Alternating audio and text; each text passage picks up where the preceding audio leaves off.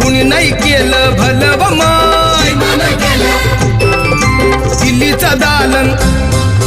दिल्लीचं दालन फुलव माय कुणी नाही केलं भलव माय मग दिल्लीचं दालन फुलव माय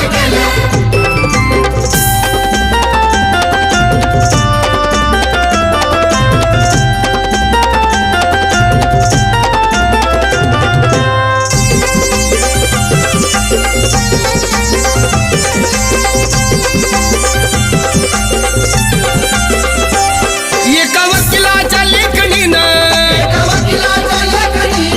त्याच्या कायद्याच्या आखणीनं